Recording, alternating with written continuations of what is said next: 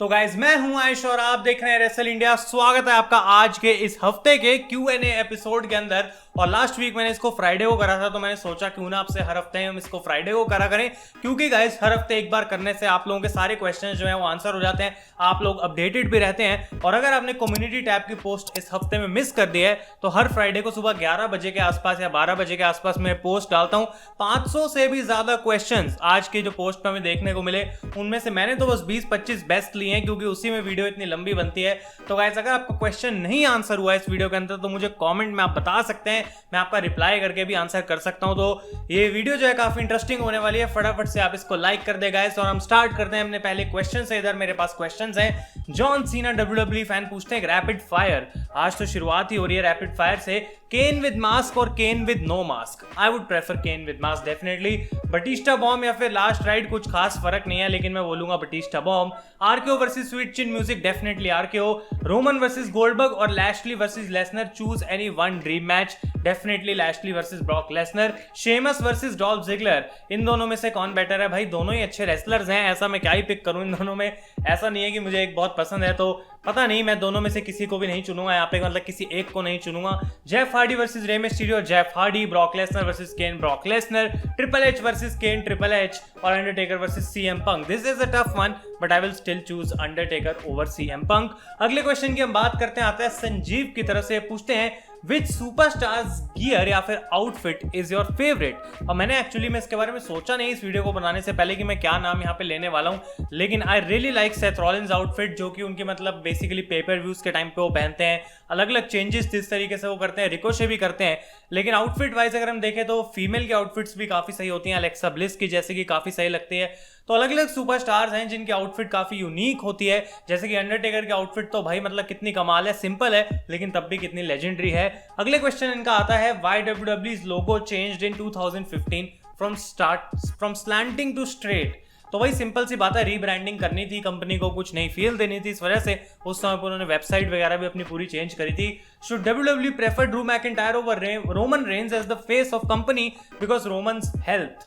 अब ये मेरे हिसाब से एक आइडिया हो सकता है, लेकिन भाई किसी एक सुपरस्टार को हमेशा फेस ऑफ द कंपनी क्यों रहना है, ये लॉजिक मेरे को समझ नहीं आया। मल्टीपल फेसेस क्यों नहीं हो सकते, मल्टीपल सुपरस्टार्स ऐसे क्यों नहीं हो सकते जो कि एक कंपनी को लीड करें? डेफिनेटली ड्रू मैकिंटायर वो जॉब इस समय कर रहे हैं, मुझे लगता है ऑर्टन उनसे ज्यादा कर रहे हैं, लेकिन मैकिंटायर की रेंज जो है वो काफी मस्त चल रही है अभी तक, और लोग उनको धीरे धीरे और ज्यादा सपोर्ट भी कर रहे हैं। और मैकिंटायर डेफिनेटली जगह ले सकते हैं रोमन रेंज की, लेकिन फिर से मैं बोलूंगा अगर रोमन आते हैं तो भाई मैकिंटायर को हटने की क्या जरूरत है उस पोजीशन से? एक तरफ मैकिंटायर, दूसरी तरफ रोमन, दोनों भी हो सकते हैं एक साथ। अगले क्वेश्चन की हम बात करते हैं, आता है द साइंस टीवी की तरफ से, और ये पूछते हैं Do you like the concept of Raw Underground and what creative changes Vince should do to increase ratings?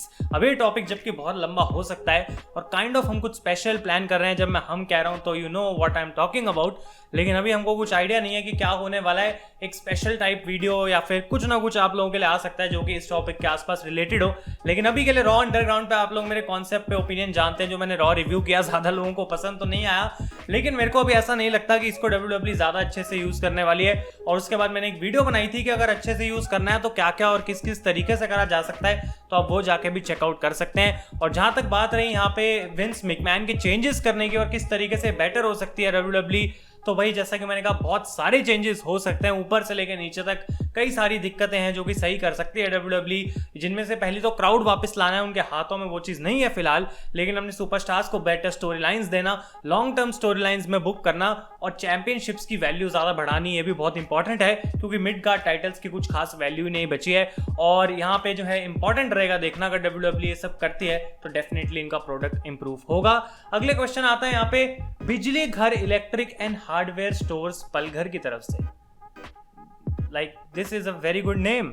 जिसने भी ये क्वेश्चन पूछा है भाई क्या कमाल का नाम रखा है। My question is did your parents supported you for making channel? Obviously यार ऐसा कुछ नहीं था कभी भी कि मेरे को कोई रोक करा है वीडियो बनाने के लिए, या फिर कुछ ऐसा कि भाई यहाँ पे मेरे को अलाउ नहीं करा जा रहा, मेरे को छुप छुप के काम करना पड़ रहा है, ऐसा कुछ नहीं था। हमेशा स्टार्टिंग में लोगों को लगता है, घर वालों को लगता है कि ये चीज़ तभी करने का फायदा अगर इस चीज़ से कुछ बेनिफिट हो। बेनिफिट तो खैर अभी भी कुछ बहुत ज़्यादा नहीं होता है, लेकिन नाउ दे नो कि मैं इसको बहुत सीरियसली लेता हूँ और इसको बहुत अच्छे से भी कर पा रहा हूँ। दे सी माई सब्सक्राइबर बेस की ये बढ़ रहा है धीरे धीरे, तो they are definitely supporting me. अगला क्वेश्चन आता है प्रीतम की तरफ से और ये पूछते हैं there are a lot of sources where major plans are leaking out from WWE and AEW. Is there any precaution the companies can take to control it? Please pick my question. Lots of love to you as well, प्रीतम।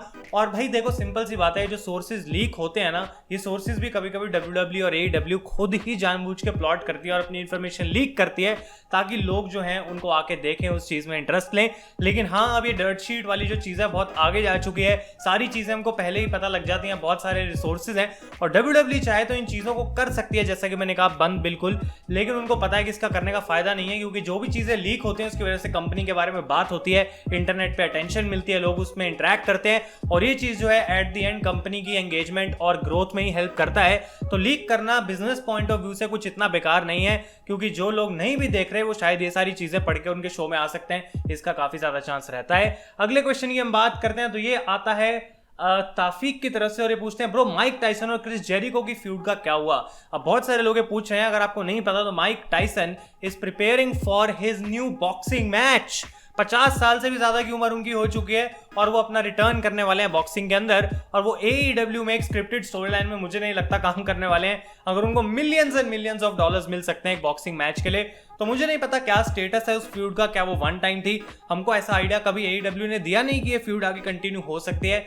लेकिन ये भी possible है कि क्योंकि Mike Tyson के real life में plans change हो गए, अब वो बॉक्सिंग करना चाह रहे हैं, तो शायद ये फ्यूड अभी के लिए होल्ड पे हो, या फिर AEW एक बार फिर से फ्यूचर में कभी सोच सकती है कि जेरिको को वापस टाइसन से लड़वाएगी। नेक्स्ट क्वेश्चन हम पूछते हैं और ये आता है RR लवर की तरफ से, भाई आपने अपनी वेबसाइट द रेसल पोस्ट क्यों डिलीट कर दी? अब एक्चुअली में इसके बारे में मैंने ना ही रोहित ने कभी कुछ ढंग से एक्सप्लेन नहीं करा कि आखिर ऐसा हुआ क्यों, लेकिन इसका सिंपल सा रीजन गाइस ये था कि टाइमिंग का बहुत इशू था और website demands a huge amount of time जो कि देना पड़ता है उसको, अगर अच्छे से उसको चलाना है। बहुत सारे अलग अलग आइडियाज थे हमारे पास जो हम कर सकते थे, लेकिन फिलहाल टाइम उसके लिए अलाउ नहीं कर रहा था। और ऑब्वियसली आपको पता है कि वेबसाइट चालू रखने का जो है एक्सपेंस भी एक अलग से रखता है, तो वो हमारे बेनिफिट में नहीं जा रही थी चीजें।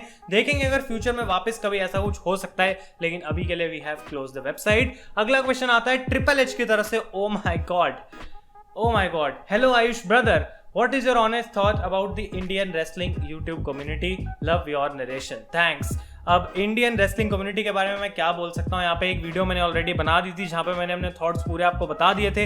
लेकिन भाई देखो ओवरऑल सिंपल सी बात है, सब लोग यहाँ पे आके चैनल चला रहे हैं और चाहे वीडियो जैसे भी बना रहे हो, लेकिन उसके पीछे उनकी मेहनत जा रही है। अब फाइनली उनका वो डिसीजन खुद लेते हैं कि क्या उनको कंटेंट बनाना है, किस तरीके से उनको लोगों को अपने चैनल पर लेके आना है, क्योंकि चैनल पे इंटरेक्शन रहेगी तब तक चैनल चलता रहेगा, नहीं तो वीडियोस बनाने का कोई फायदा नहीं है अगर आप लोग उसको देखेंगे नहीं। तो I don't know, I have a mixed feeling about the Indian wrestling community, क्योंकि वो मैं अपने पॉइंट ऑफ व्यू से सोचता हूँ। कुछ लोग बाकी चैनल्स को पसंद करते होंगे जो मुझे शायद उतने पसंद नहीं आते हैं, लेकिन मैं कोशिश करता हूँ कि एटलीस्ट मैं अपना चैनल जो है इस तरीके से चलाऊं ताकि कम्युनिटी में जो भी लोग मेरे चैनल पे आ रहे हैं उनको डिसअपॉइंटमेंट फील ना हो, अपना कंटेंट चेंज करते रहूं, नई नई चीजें आपके लिए लेके आऊं। तो एज सच मैं कोई बुराई नहीं करूंगा और ये भी नहीं कहूंगा कि मजा आ गया, बेस्ट कम्युनिटी है दुनिया की, क्योंकि एक चीज जो सबसे ज्यादा मिसिंग है इस कम्युनिटी के अंदर वो है आपस में जो काइंड ऑफ एक रिलेशन होता है यूट्यूबर्स के बीच में, वो नहीं है यहाँ पर और प्रॉब्ली वो कभी होने भी नहीं वाला। अगले क्वेश्चन की हम बात करते हैं, आता है अंशिका की तरफ से, watching the Monday Night Raw series, I'm really enjoying it and your narration. My question is, if WCW would have won the war and what impact it would have been on superstars of that time who were shining in that time of WWE? मतलब ये basically कह रहे हैं अगर WCW war जीत जाती तो जो superstars WWE में थे उन पे क्या फर्क पड़ता, उन पे कैसे इंपैक्ट आता। तो वही पहली बात तो है कि वो सिर्फ एक assumption है कि अगर WCW वॉर को जीत जाती, लेकिन शायद उन्होंने NWO के बाद कुछ ऐसा नया आइडिया इनकॉर्पोरेट करा नहीं जो कि WWE को दिक्कत में डाले। इनफैक्ट मैंने अभी पूरी मंडे नाइट वॉर्स देखी नहीं है तो मैं इस चीज को कह नहीं सकता, लेकिन अगर WCW वॉर को सच में जीत जाती तो यही होता कि WWE के बड़े सुपरस्टार्स को भी वो खरीद लेते या फिर हम कह सकते हैं ट्रांसफर करते, कॉन्ट्रैक्ट दे सकते थे और अपनी कंपनी में लेके आ सकते थे और वहां पे उनको मौका मिल जाता। तो सुपरस्टार्स उतनी बड़ी प्रॉब्लम में नहीं थे यहाँ पे जितने की कंपनीज थी on a business stand point of view, क्योंकि जो कंपनी यहाँ पे हारी वॉर वो बिजनेस से ही बाहर चली गई और वो एक बहुत बड़ी बात थी।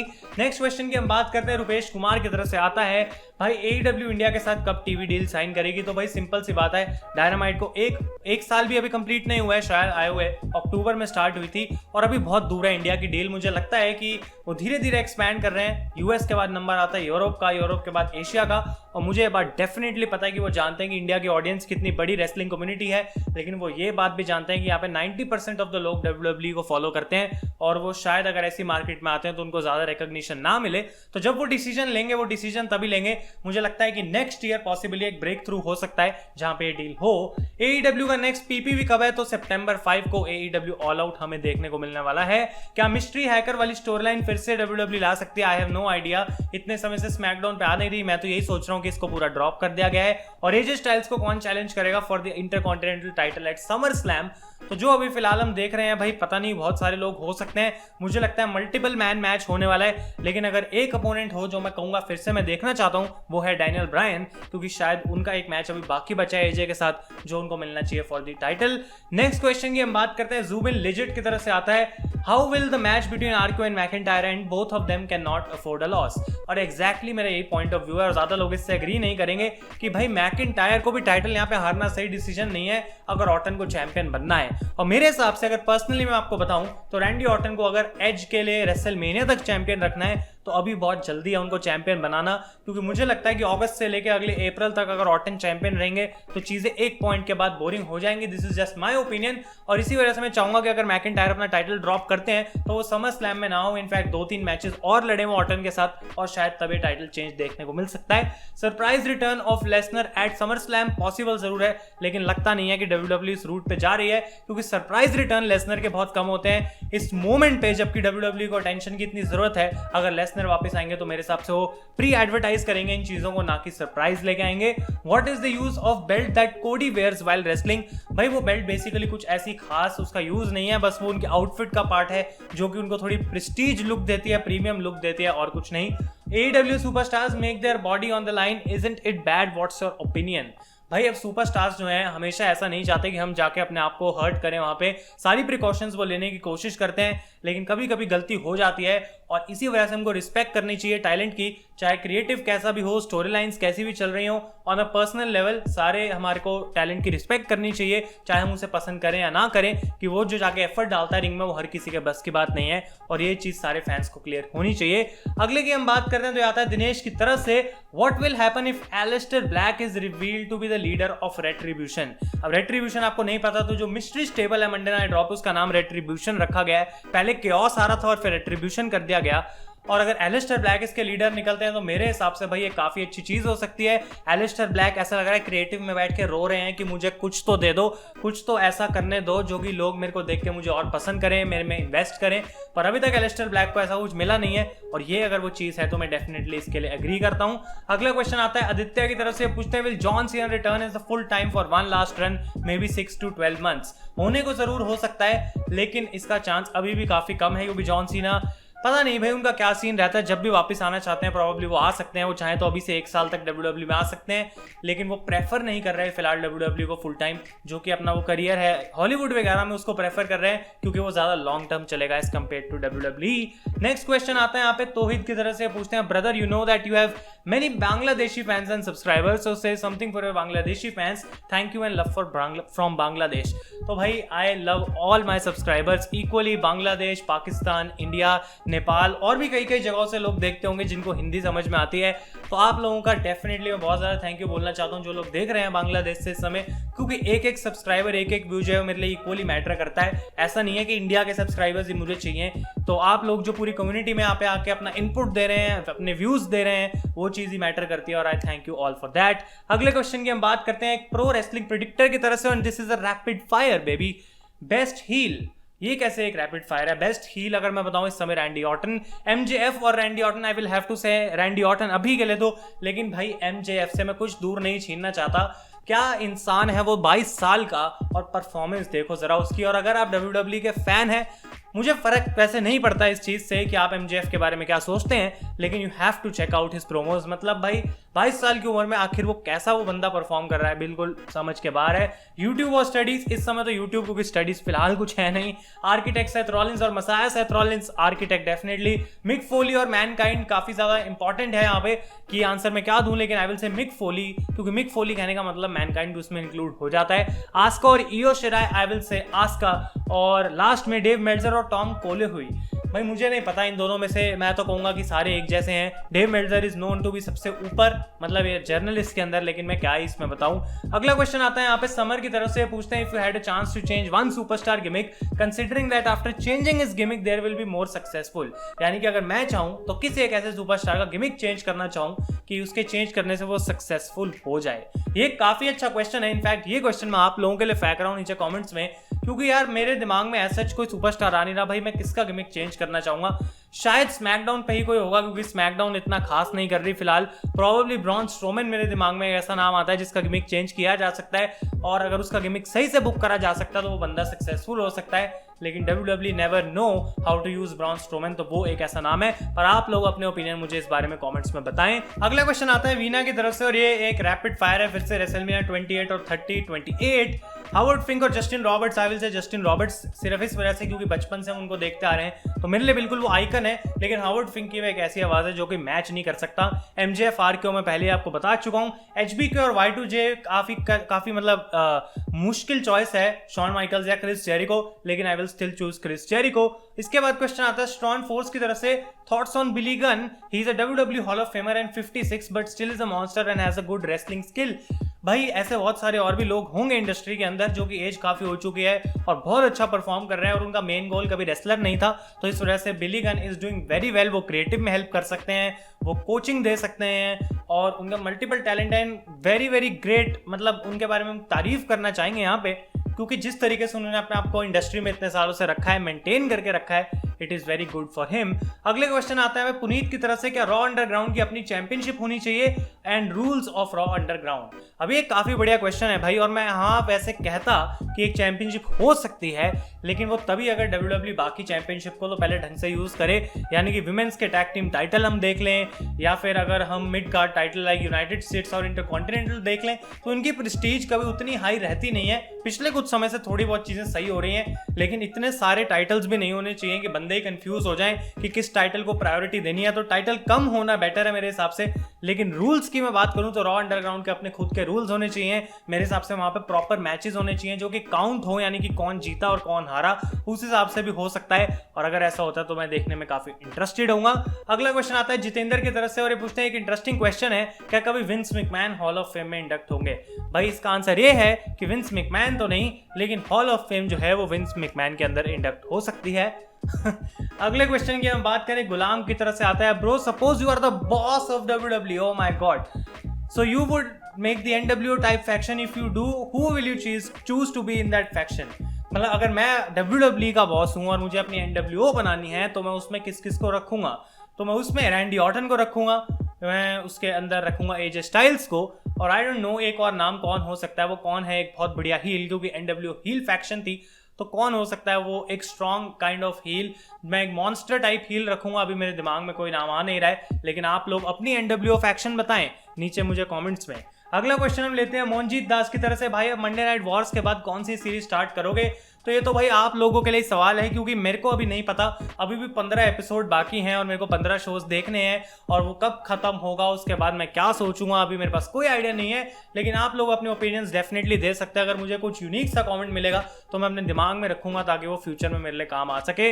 अगला क्वेश्चन आता है सचिन की तरफ से, WWE हमेशा क्यों टैग टीम की स्टोरी लाइंस में प्रोमोस नहीं करती या फिर कुछ करती नहीं है, हमेशा वही घिसा पेटा फॉर्मेट। सिंपल आंसर है, Vince McMahon does not like tag team wrestling, और इस वजह से ही जो टैग टीम रेसलिंग है वो स्ट्रगल करती है WWE में। और इसके बाद गाइस आज का फाइनल क्वेश्चन आता है शुभम वायद की तरफ से, I don't think this is a question, और ब्रो ये कहते हैं मैं क्वेश्चन ही नहीं करूंगा तो पिक कैसे करोगे, या तो पिक करोगे नहीं।